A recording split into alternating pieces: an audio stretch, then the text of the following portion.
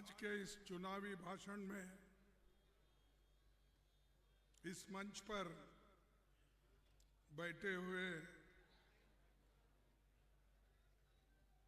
सुखेंद्र रंधवा जी, बनवार जितेंद्र सिंह जी, मधुसूदन मिस्त्री जी, योगेश मिश्रा जी, बलबीर चिल्लार जी, टीकाराम जुलाई कैंडिडेट और इमरान खान कैंडिडेट, संदीप यादव, ध्रुव, ये क्या, दुरुमिया ex minister, Zubair Khan candidate और इस मंच पर बैठे हुए सारे नेतागण, यहाँ पर उपस्थित सज्जनों, माताओं, बहनों, युवा मित्रों, किसान भाइयों, मेरे नौजवान साथियों और मीडिया के मेरे दोस्तों, मुझे खुशी होती है कि ये जो लोगों का मजमा देखकर इतनी बड़ी संख्या में इस तिजारा गांव में जमे हैं और बड़े जोश के साथ आप इस जगह अपने अपने गांव से कांग्रेस पार्टी के भाषण को सुनने के लिए आप पधारे हैं। मैं इस जनसभा का अभिनंदन और स्वागत करता हूं।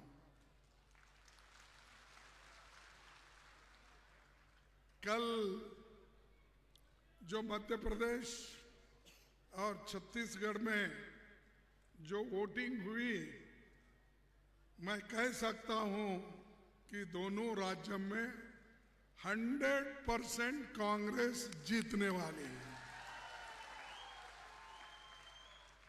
और हमारी सरकार वहां बनेगी। इसी के साथ राजस्थान भी 25 नवंबर को अपना 25 साल का रिकॉर्ड तोड़ने वाला हो गया है। पहली बार ये रिकॉर्ड तोड़ेगा और फिर कांग्रेस की सरकार यहां पर आएगी। राजस्थान में सरकार केवल सरकार ही नहीं,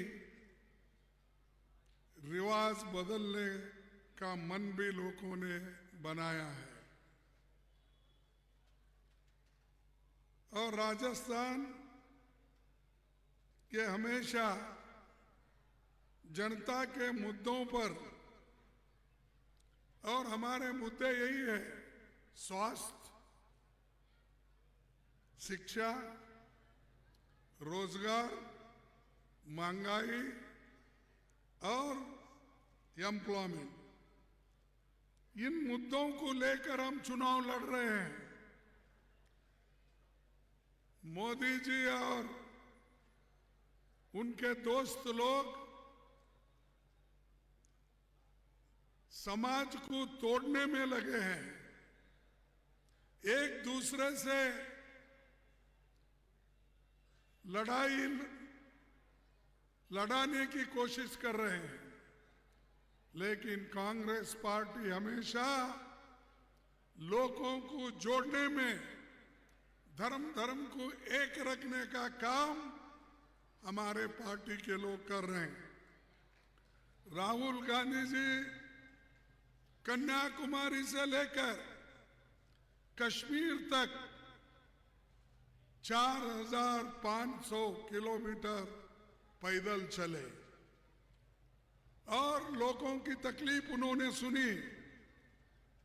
बच्चे, बूढ़े, नौजवान, कारीगर, शिक्षक, जर्नलिस्ट, सबकी बातें उन्होंने सुनी। और इतना लंबा सफर पैदल हिंदुस्तान में अगर किसी ने किया, वो सिर्फ राहुल गांधी जी ने किया। ऐसा नेता को चंद लोग बीजेपी के चंद लोग ये कहते हैं कि राहुल गांधी जी ये सब अपने लिए किए, खुद के लिए किए। तो मैं एक बात उनको पूछना चाहता हूं, राहुल गांधी जी तो 4,500 किलोमीटर चले, शाह और मोदी साहब कम से कम सड़क पर 100 किलोमीटर चल के दिखाने दो। 100 किलोमीटर, 4,500 तो छोड़िए। तो ये लोग सिर्फ कांग्रेस को गालियां देना, कांग्रेस के लीडरों के खिलाफ बोलना, और यहां तक कि गांधी फैमिली रूल करना चाहती है। मोदी ये कहते हैं कि मेरा जैसे गरीब आदमी को वो हटाना चाहते हैं, सत्ता से निकालना चाहते हैं। हम किसी को सत्ता से निकालने के लिए उनके खिलाफ या उनके पार्टी के खिलाफ बात नहीं करते। सत्ता में जो लोग हैं वो लोग गरीबों का काम करे। अगर गरीबों का काम वो नहीं कर सकते तो सत्ता से उनको उतारने का काम आप सब लोगों का।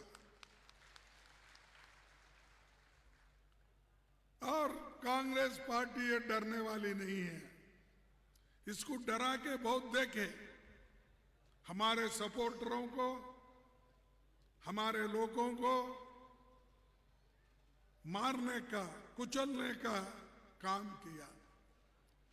भरतपुर में वो आए थे, आज आकर उन्होंने क्या कहा कि कांग्रेस पार्टी दलितों के खिलाफ है, गरीबों के खिलाफ है। ये कौन कहते हैं? मोदी जी कहते हैं।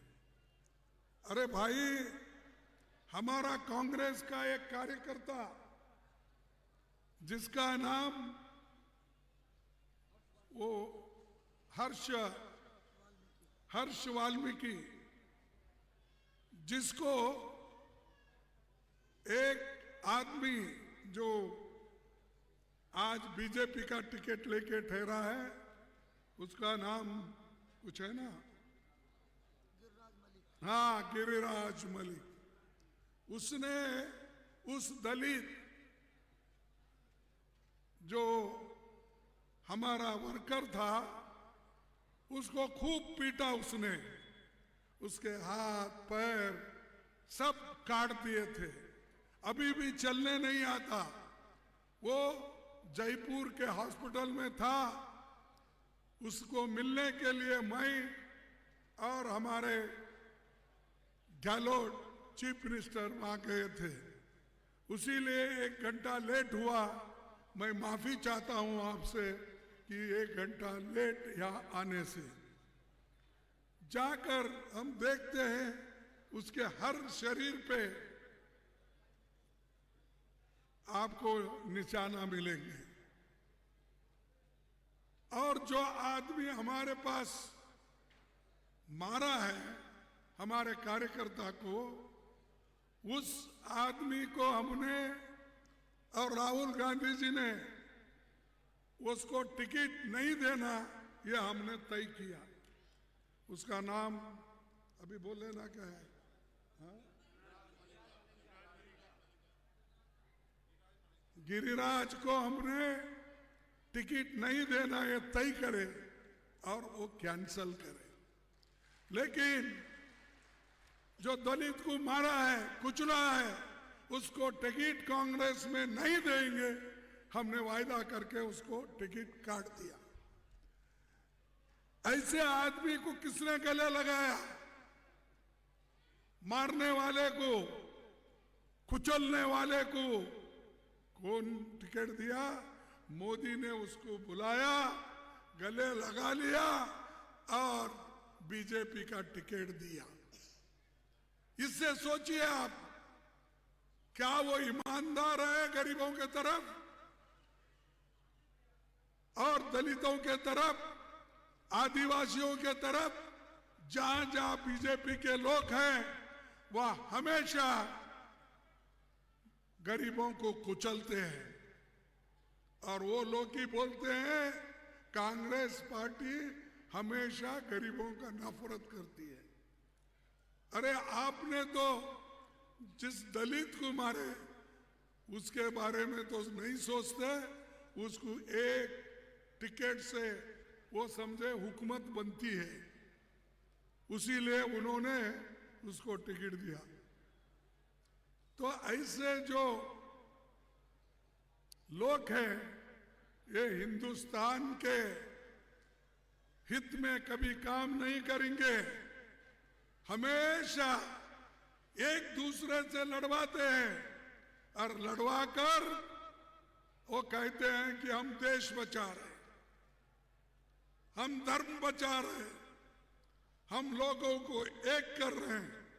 अरे बाबा, तुम एक क्या करते हो? एक तो हमने किया। इंदिरा गांधी जी ने इस देश में सबको इकट्ठा रखने के लिए अपनी जान कुर्बान दी। 32 गोलियां उन्होंने खाई। राजीव गांधी जी ने इस देश को एक रखने के लिए एक महिला उनके गले में हार डालने के लिए जाकर अपने कमर को एक मानवीय ह्यूमन बॉम्ब उन्होंने रख लिया था और वो बॉम्ब उड़ा के राजीव गांधी को खत्म कर दिए। उनका चेहरा, हाथ, पैर अलग अलग हो गए। ऐसे नेता हमारे पास है। और उनके पास कौन है? गांधी को मारने वाले लोग उनके पास है, गरीबों को कुचलने वाले लोग उनके पास है। और हमको ये कहते हैं कि गरीबों के खिलाफ है कांग्रेस पार्टी। भाइयों, दूसरी चीज मैं आपको बताता हूं, क्योंकि मुझे भी आगे जाना है। मोदी तो हमेशा, मैं बोलता हूं, पार्लियामेंट में भी बोला हूं, अलग बोला हूं, वो तो झूठों के सरदार है, झूठों के सरदार। हाँ, झूठ बोलने वालों के सरदार। तो कैसा, मैं आपको बताऊंगा। भाई 2014 में उन्होंने क्या कहा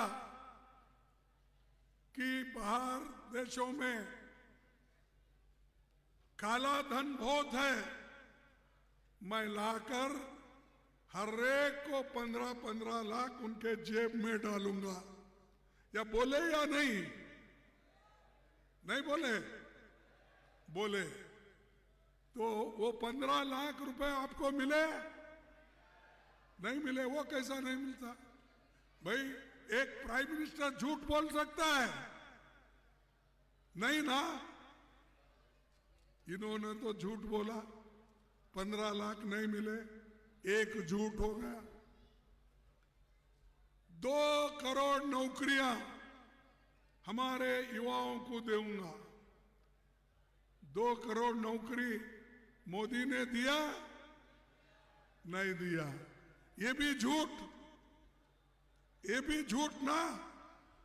तो नौकरी भी झूठ। किसानों के लिए उन्होंने कहा आपकी आमदनी दुगनी करके दूंगा। आपकी आमदनी दुगनी हो गई, ये भी झूठ। फिर उन्होंने किया फर्टिलाइजर मैं फ्री दूंगा।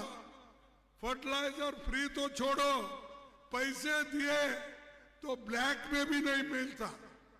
ये किसानों की देखभाल करने वाले लोग, और कहते हैं हम गरीबों के लिए हम आए हैं गरीबों की सेवा करने। ऐसे कितने झूठ। नोटबंदी, एक रातों रात उन्होंने नोटबंदी की।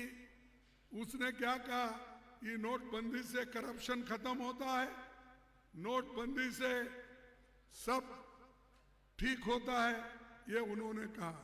लेकिन वो नोटबंदी रातों रात करने से गरीबों का नुकसान हुआ, किसी अमीर का नुकसान नहीं हुआ, किसी मोदी के दोस्त का नुकसान नहीं हुआ। सिर्फ हुआ तो किसानों का, महिलाओं का, जो घर में थोड़ा थोड़ा पैसे रखे थे उनका हो गया। और ऐसा आदमी ये कहता है हम गरीबों के लिए कर रहे, तो ये सब झूठ। इसीलिए मैं उनको बोला झूठों का सरदार। मैं गलती से नहीं, आपके सामने आंकड़े रख रहा हूं। और कई झूठ ऐसे हैं, कितने गिनना, 1 2 3 4, अब ज्यादा गिनना भी अच्छा नहीं। और बाकी का नेक्स्ट मीटिंग में 1 2 फिर बोलते जाएंगे। जो आदमी दूसरों के लिए काम नहीं कर सकता और खुद अपने लोगों की हिफाजत नहीं कर सकता, वैसे आदमी आज देश चला रहा है और कांग्रेस को गालियां दे रहा है। खासकर राहुल गांधी, सोनिया गांधी ये बोलते ही रहता है। मैं आपको चंद हमारे जो गारंटीज है, बहुत से गारंटीज तो जो लास्ट टाइम दिए थे वो अशोक गहलोत ने, कांग्रेस पार्टी ने कंप्लीट कर दिया। लेकिन अब नए 7 वायदे हमारे हैं।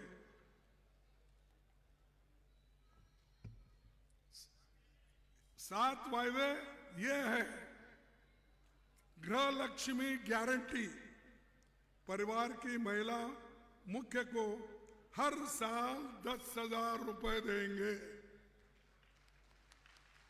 हर साल 10,000 रुपए हम उस महिला मुखिया को देंगे।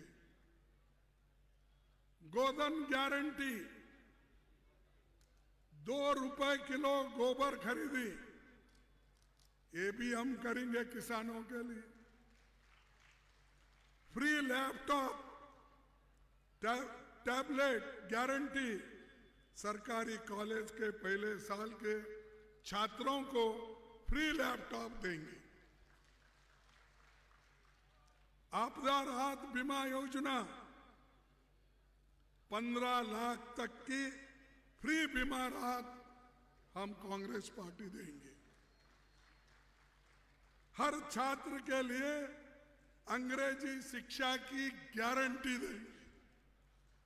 हमारे बच्चे, गरीब के बच्चे इंग्लिश पढ़े, टेक्निकल इंस्टीट्यूट में जाए, डॉक्टर बने, इंजीनियर बने, टेक्नीशियन बने, फॉरेन जाए, सब तरफ अगर अंग्रेजी सीखा तो उसको संधि मिलती है हर जगह जाने का।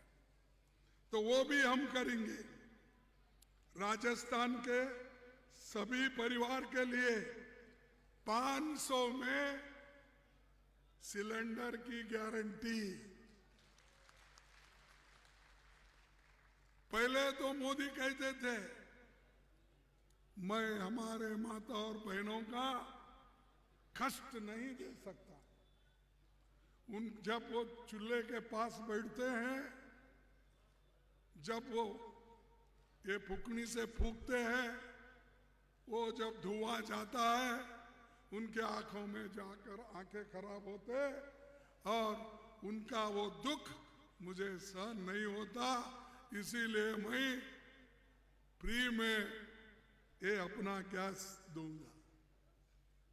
फ्री में देने का तो गया, अब उन्होंने क्या किया, पहले 450 रुपए की गैस सिलेंडर आज उन्होंने 900 रुपए में दे रहे हैं।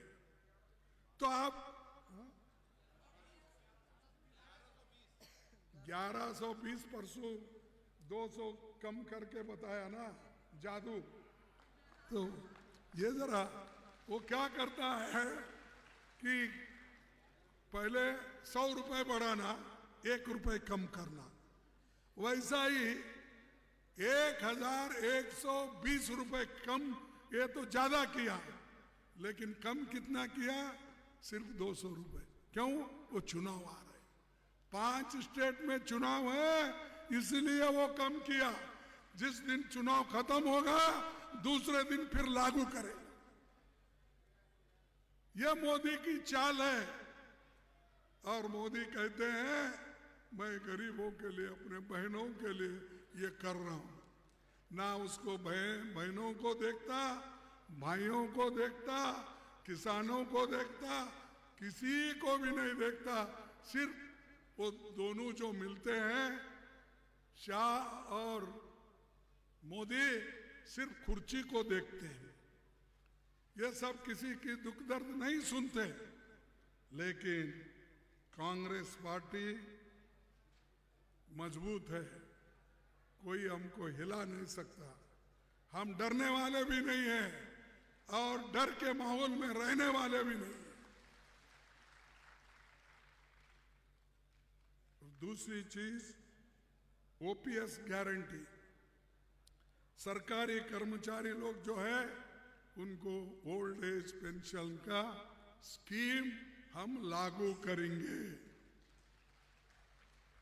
ये सारी चीजें हमारी सरकार आने के बाद, पहले कैबिनेट में ही इसका निर्णय लेना चाहिए, ये हमने कहा है। क्या जितेंद्र सिंह जी किधर गए, भाग गए क्या? इधर देखो मेरे तरफ। हाँ, मैं बोल रहा हूं ये पहले कैबिनेट में ऐसे निर्णय होना चाहिए, नहीं तो मोदी जैसा हम भी बोल के अगर चले गए तो लोग बोलेंगे इन्होंने भी ऐसा ही किया। हमारे लोग ऐसा नहीं करेंगे, क्योंकि बगैर पूछे आपको 25 लाख का स्वास्थ्य के लिए इंतजाम किया है। जल जमीन जंगल के लिए कोशिश की है। हमारे लोग तो ऐसा नहीं करेंगे, लेकिन मेरा उनको कहना है जिस दिन आपकी फर्स्ट कैबिनेट होगी उसी दिन ये करना चाहिए, ये मेरा आग्रह है उनसे।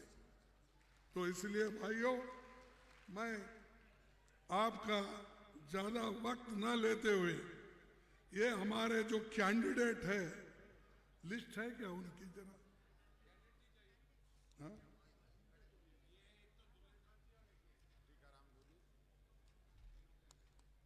हाँ, हमारे कैंडिडेट ये सब लोग हैं और मैं आपसे अपील करता हूं इन सबको आप वोट देकर जिताइए और फिर से कांग्रेस पार्टी को यहां पर लाइए। और जो राजस्थान गवर्नमेंट काम कर रही है वो सब लोग ये कह रहे हैं कि राजस्थान की जैसा स्वास्थ्य योजना, राजस्थान की जैसा शिक्षा योजना, राजस्थान की जैसी सरकार हमारे पास हो, ये सभी लोग कर रहे हैं। इसीलिए आप सभी को धन्यवाद देता हूं। आप लोग जो 25 तारीख का इलेक्शन होगा उसको मिलके हाथ पर आप निशाना बनाओ और जिता के लो।